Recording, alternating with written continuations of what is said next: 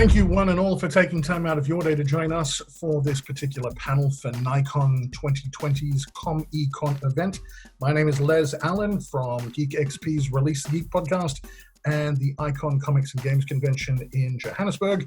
And I am fortunate enough to spend a little bit of time with BART SEARS. BART, good evening. Hey, Les, how you doing? Let's not get into that. Let's just get straight into the amazing artwork that you do, and maybe we'll start with a quick primer of your experience in the comic book and art industry. Where did it start for you, Bud? Started back in 1985. Actually, before that, I went to the Joe Kubert School. It was called the Joe Kubert School of Cartoon and Graphic Arts. Now it's just the Kubert School. I went there for a year, and pretty much after that, I moved furniture for a little while and decided was not what I wanted to do with my life. Right. So I did some samples and was lucky enough to get some work at Marvel pretty much right away. So that was pretty good. I started at Marvel Comics. What was the Kubert School actually came up in a previous panel. We had Andy Lanning, Jason Masters, and Phil Hester. They were talking about how it was a destination you saw advertised in comic books. Jason in particular was based in Johannesburg. He didn't realize that he was going to have to save up his own money to fly across and get to this school. What was it like at the school? What was the curriculum like? Well, it was working professionals teaching. At the time I went, there weren't any computers or anything. So there was a class in like basic mechanicals for like putting a newspaper together or a magazine. Right. But then you had, guys like Joe teaching basic storytelling, and, guys like Jose Delbo and stuff, just teaching basic drawing and illustrative drawing. Sure. Structural drawing, not from your, mind kind of drawing, but structural drawing, right, which is the basis of most illustration, or at least classical illustration. Mm-hmm. Right. And the shift into Marvel, what was the first work you picked up at Marvel? The first work, I'm trying to think of the name of the book. It was a black and white comic. Never printed. I did an 8-page story on biker chicks, which was strange. And I did a second story on that. And then I did a mini comic that came in a toy, right? The Sectors toy. Oh, very cool. I'm trying to think. Something and Tranquilla was the one I did. That was printed, so that was nice. Right. But I was really slow back then. I burnt right out of Marvel right then. I couldn't do it fast enough. Sure. So I started doing illustration stuff for Hasbro for G.I. Joe. Right. And that was a half job there, and designed cops mostly. Okay. Cops and crooks, I think. What's it? Go ahead. Yeah, sorry. You mentioned speed. I guess we can start talking about some of the things that people who are looking to make a career in the art industry and start looking at the skills that they may need. Speed and the ability to hit a deadline, I think, would you say that would be paramount? Yes. Mm-hmm. It's changed a little bit since I've been in the industry. I once did a whole comic in like 3 days. Oh. 24 pages of a... Was it 24 pages? How much coffee was that? Oh, that was a lot. And it's not my proudest work, let me tell you, but they needed it done, and I had to drive it into the city. So... Oh, wow. Back then it was definitely more a deadline-oriented business. Still very deadline oriented. It's got to go to the printer. It's got to, ship on time and hit the stores on time. But back then it was, you wanted a monthly comic. You did a comic every month.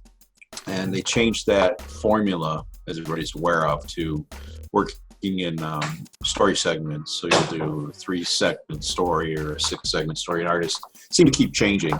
to different story arcs.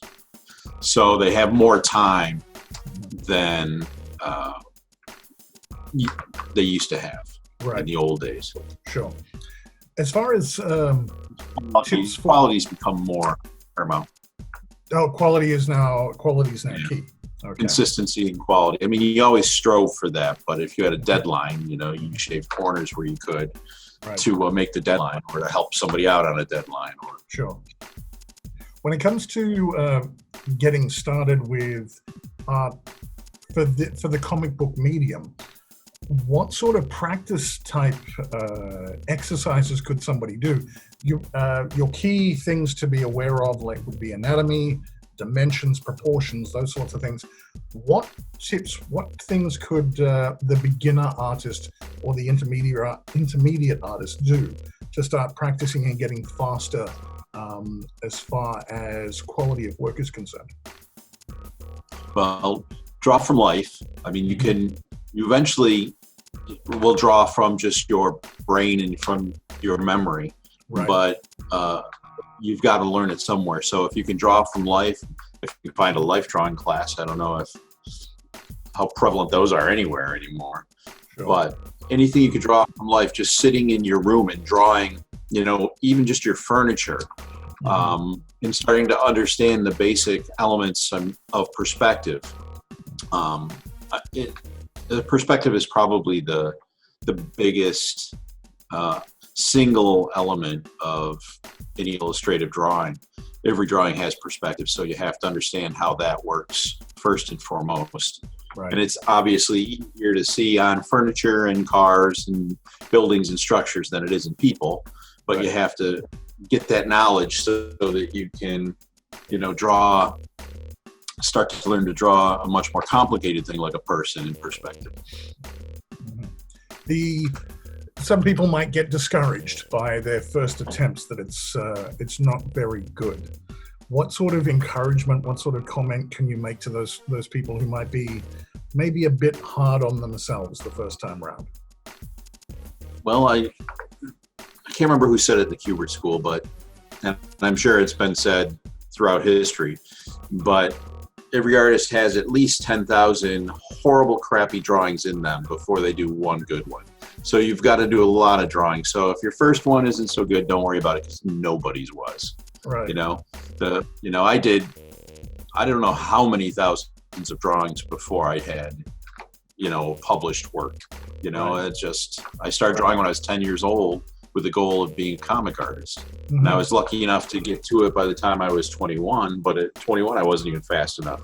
Even after years of just, being single-minded in my approach. Mm-hmm.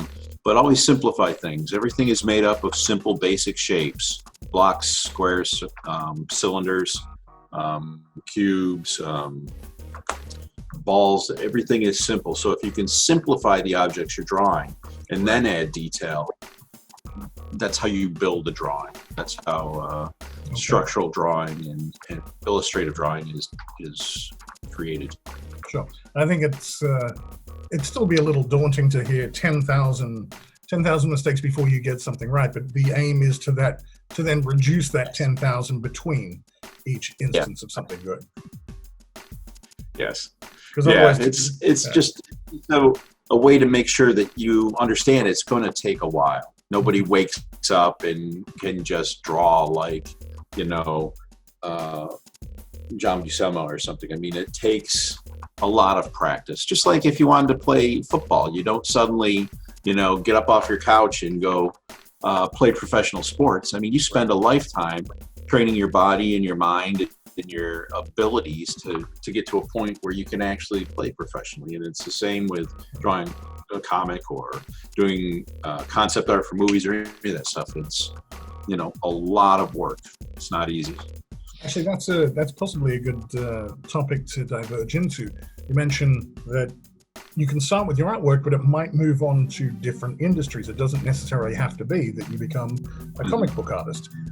There is a range of art. You mentioned when you're at the Kubert School that you were talking about newspaper layout, that there are different areas of graphic designing and graphic work that you can actually branch into, that you might be able to find not only industry experience, but a chance to practice even more. Mm-hmm. Yep. I mean, concept art is huge now with, I mean, there's video games everywhere on your phone, you know, from, you know, little free games to, you know, expensive AAA level games, and they all need concept artists to design the scenes, the action, the characters, you know, everything is drawn at some point. I mean, even, you know, anything you see in a store started as a drawing somewhere. Somebody had to learn how to do that technical drawing. With, you know, a global digital world, you can pretty much be anywhere and get a job anywhere. Not necessarily a full-time job, but you can freelance from anywhere in the world if you have internet access, of course, which not everybody does. But it opens more the world doors. is also more that. Yeah. You know, people work everywhere. I think that's it's a really solid base to actually take any further demonstrations from, that the world is made up of basic shapes, your basic dimensions, and the sheer act of drawing is practice for drawing. And it's something that you do need to apply. You need to practice every day if you're going to get better. Exactly. I mean, you've heard the phrase, I can't draw a straight line. I can't draw a straight line, but I use a ruler. I mean, it's, you know, and, you know, simple basic shapes, you start sloppy with your drawing, you scribble and you keep tightening it up until you get to, you know, the finished final art. But you don't start at the finished final art. You have to build it up with structure.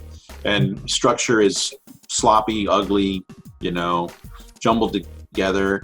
And you know, when you're drawing, you have to do a lot of quick structural drawing and pose drawings and different stuff till you get something that works. And then you slowly build on that drawing until you have a finished piece of art. I don't know if anybody's ever sculpted, but a great way to learn how to draw is to get some clay and start sculpting figures and poses. In my mind, it's the same as drawing, because you're starting with some simple basic shapes and you just keep adding and cutting away until finally you get a finished piece of art.